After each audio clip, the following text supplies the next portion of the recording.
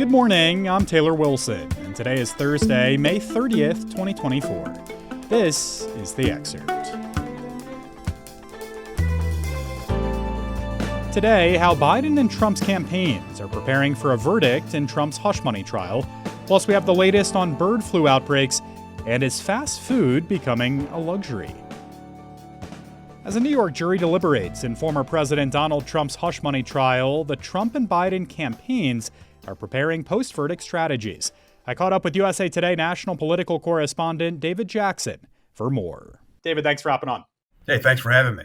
So, David, the Republican and Democratic presidential campaigns are preparing strategy plans amid this uncertainty over the verdict here.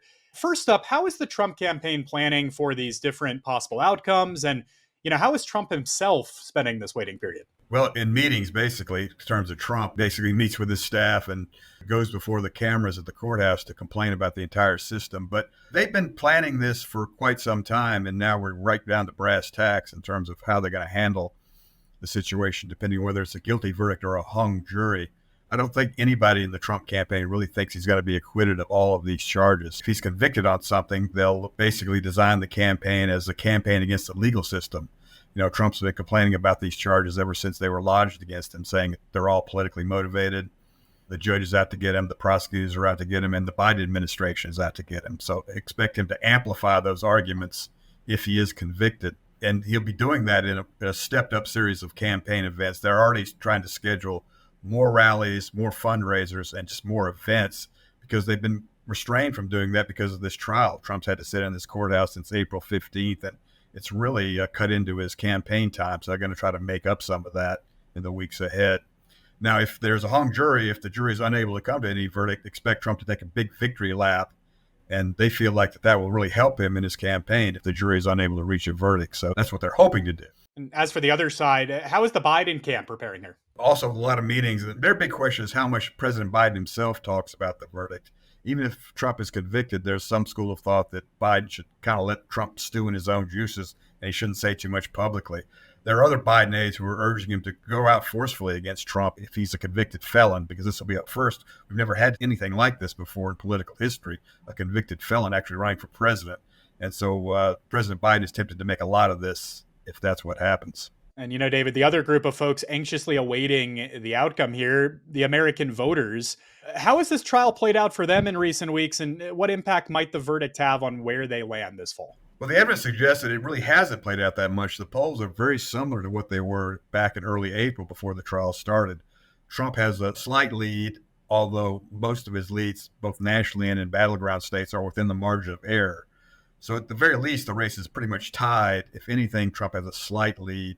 And that's, despite all this testimony about hush money and porn stars and cover-ups and all this stuff that's come out of the trial, it doesn't seem to have changed too many voters' minds.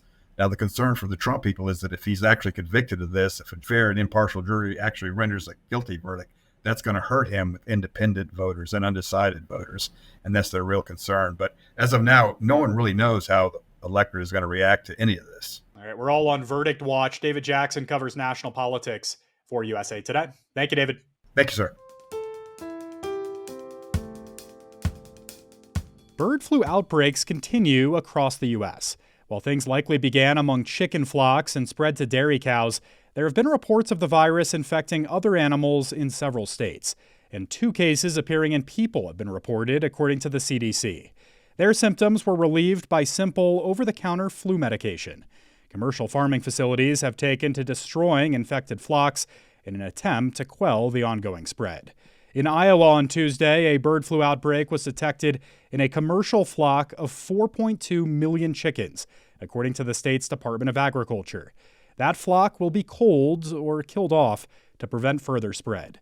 Since 2022, nearly 23 million birds from backyard flocks and commercial facilities have been destroyed to keep the virus at bay in Iowa alone, the nation's top egg producer, according to USDA data.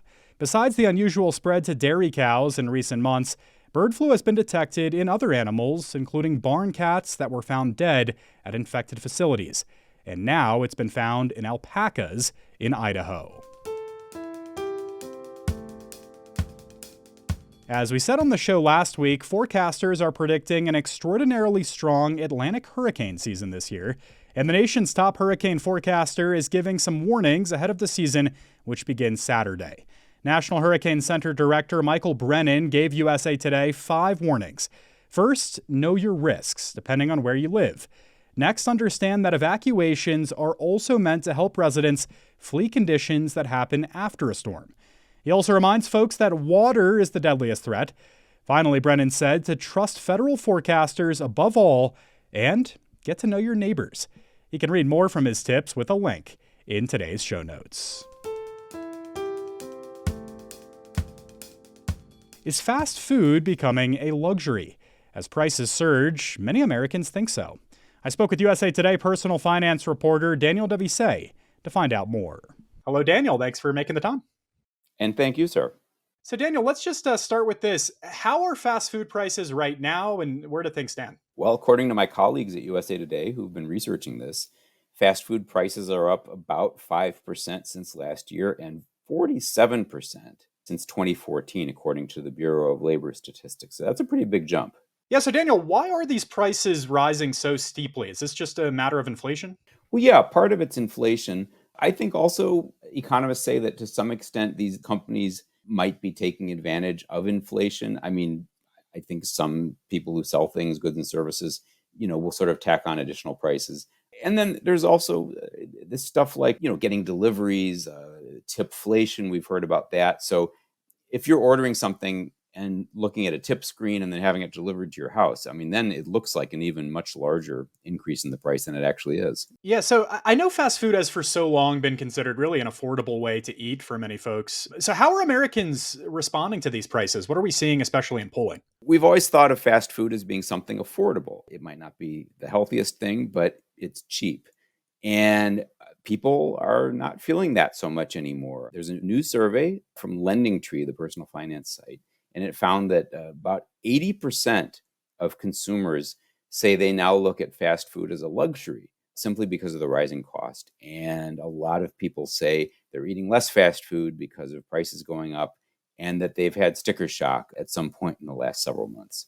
So they say they're eating less fast food. Do we know what they're turning to instead? Is this just a matter of cooking more at home? Well, that's right. I think if you go back 10, 20 years ago, probably you could either go get a fast food meal or make something at your home for about the same price. I feel like that was kind of the rule. But now I'm not sure it's true so much. We saw this viral Five Guys receipt for $24 for one meal that was on the internet a few months ago. So now more people are saying in this survey that they think it's cheaper to prepare a meal at home. And a smaller group think that it's still a safe bet to go get something that's fast food and that you can spend less doing that. And so are any of the fast food businesses actually feeling the effect of what Americans are saying in polling about these prices? Yeah, I looked at a couple of the business journals and they are saying that, yes, indeed, the fast food retailers are seeing less traffic in the last quarter, specifically because of lower income customers pulling back.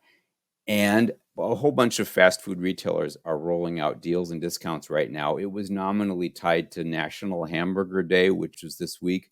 But it's also because they're all keenly aware that people are mad right now. They think that the fast food industry charges too much. And so you've got the 1-cent cheeseburger at Wendy's and supposedly a series of $5 value meals coming out at McDonald's. And yeah, they're aware that people are upset because they feel like this was something they could count on being cheap. And it's just not that way anymore. Right, Daniel Devise covers personal finance for USA Today. Thank you, Daniel.